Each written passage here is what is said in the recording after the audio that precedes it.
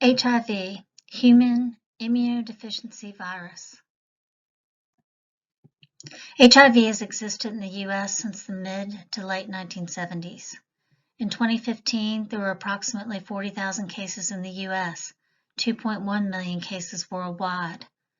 HIV is a virus that can lead to a condition called AIDS, which is the end-stage disease process. At one time, it was considered a death sentence, but now people with HIV and AIDS lead long lives through antiretroviral treatment, sometimes over 50 years. Diseases acquired through contact with blood-borne pathogens are considered protected handicaps under the Americans with Disabilities Act. Pathophysiology. HIV is transmitted through blood and bodily fluids, including blood transfusions, sexual transmission, and from mother to infant in the birthing process. It is not transmitted through casual or household contact, nor through airborne or droplet means.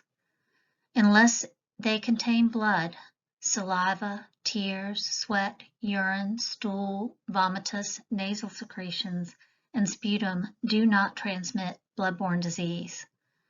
The pathogen attacks the immune system. It takes about 7 days to envelop a cell, and this process may occur 4 to 6 weeks after the initial exposure event. You might remember this slide from our class time, but I think it helps drive home the point that T cells are a major component of the adaptive immune system. Their roles include directly killing infected host cells, activating other immune cells, producing cytokines, and regulating the immune response. They are critical for our immune system to work. What happens is HIV enters these T helper cells so that our immune system can't find and destroy it. HIV binds to the surface of the protein of helper cells, T cells, and infects these cells and kills them. It also makes copies of itself so it can go on to infect other cells. The destruction of the cells causes decreased humoral and cell-mediated reactions. Because of this, a patient with HIV is extremely vulnerable to infections that would not affect a person with an intact immune system. If left untreated, the number of T helper cells gradually declines. Assessment. Signs and symptoms may include acute febrile illness, malaise, swollen lymph node glands, and headache. However, following initial infection with HIV, most people present with enlargement of lymph nodes but appear otherwise healthy.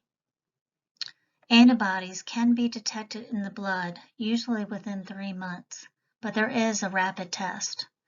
If the patient is positive for HIV, they are prescribed antiretroviral drug treatment. Management. The management is all around keeping the provider safe from being infected with HIV. So use gloves when in contact with blood or other potentially infectious material. Use needle-safe or needleless devices. Practice routine cleaning of the vehicle. The risk for healthcare providers is related to sharps. If exposure occurs, notify your designated infection control officer immediately.